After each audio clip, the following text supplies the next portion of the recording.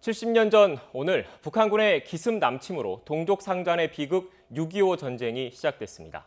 불과 사흘 만에 수도 서울이 함락됐습니다. 밀고 밀리는 전투는 그 뒤로도 3년이나 더 이어졌고 수백만 명이 희생됐습니다.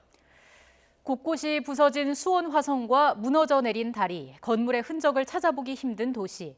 전쟁은 우리의 땅도 순식간에 폐허로 만들었습니다. 그래도 민중의 삶은 계속됐습니다. 뒤집힌 장갑차 옆에서 빨래를 하는 여성들, 동생을 업은 채 풀뿌리로 밥을 짓는 아이, 갓을 쓰고 미군 비행기에 올라 어색한 웃음을 짓는 사람들까지 절망의 순간, 그래도 희망을 놓지 않았기에 가능했을 겁니다.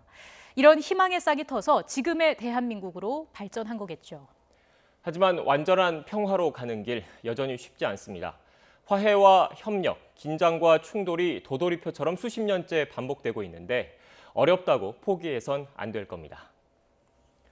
그럼 최근 남북관계 상황 좀 더 알아보겠습니다. 북한 김정은 국무위원장이 어제 대남 군사행동을 보류하겠다며 남북관계 긴장 국면에 제동을 걸었죠. 그런데 김영철 노동당 중앙위원회 부위원장이 어젯밤 담화문을 내고 정경두 국방부 장관을 겨냥해 실언하지 말고 자중하라고 경고했습니다.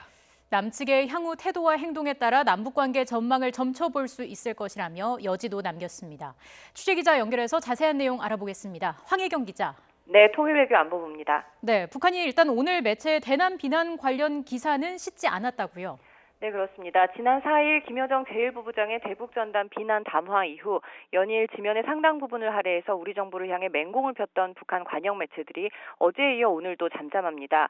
북한 주민들이 보는 노동신문이나 내각기관지 민주조선을 비롯해 조선중앙방송 등에서도 우리 정부 관련 비판 기사는 전혀 싣지 않은 것으로 확인됐습니다. 오늘이 한국전쟁 70주년이라 우리 정부와 미국 등을 향해 비난 공세에 나설 것으로 예상됐지만 전쟁 발발의 책임은 미국에 있다는 등의 통상적 수준의 보도에 그쳤습니다. 북측의 이 같은 조치는 어제 새벽 보도된 당 중앙군사위원회 결정과 연관이 있을 것으로 보이는데요.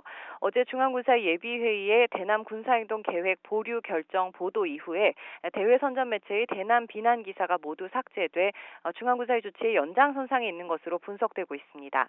이에 대해 통일부 당국자는 북한이 결정적 순간에 군사행동 계획을 보류하기로 한 것은 긍정적이라면서 향후 남북관계도 개선하고 또 서로 대화를 통해서 상호 관심사들이 협의될 수 있기를 바란다고 밝혔습니다.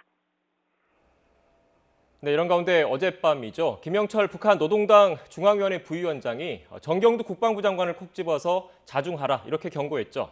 네, 그렇습니다. 어제 김정은 북한 국무위원장이 대남 군사행동을 보류하라고 지시한 데 대해 정경두 국방부 장관이 한 말 때문인데요. 먼저 정 장관 발언부터 들어보겠습니다. 우리 정부는 일관되게 4.27 판문점선언, 9.19 군사합의가 반드시 지켜져야 한다고 우리는 발표를 해왔습니다. 지금 현재 북한에서 이걸 보류한다라고 했는데 저는 완전히 철회해야 된다라고 생각하고 있고. 네, 김영철 부위원장은 이 발언을 콕 집어서 불필요한 허세 발언이고 경박하고 우매한 행동이었다고 비난했습니다. 또 남측 국방부의 실언 때문에 남북관계에 더 큰 위기 상황이 오지 말아야 한다면서 자중이 위기 극복의 열쇠라는 걸 알아야 한다고 경고했습니다. 다만 김 부위원장은 같은 글에서 지금이 남측 당국의 향후 태도와 행동에 따라 남북관계 전망을 점쳐볼 수 있는 시점이라고 언급해 눈길을 끌었는데요. 우리 정부의 여러 적극적 조치에도 불구하고 남북관계를 파국으로 몰고 가던 북한이 잠시 수위를 낮추고 우리 정부의 대응과 미국 측의 반응 등을 살펴보고 있는 것으로 해석되고 있습니다. 지금까지 YTN 황혜경입니다.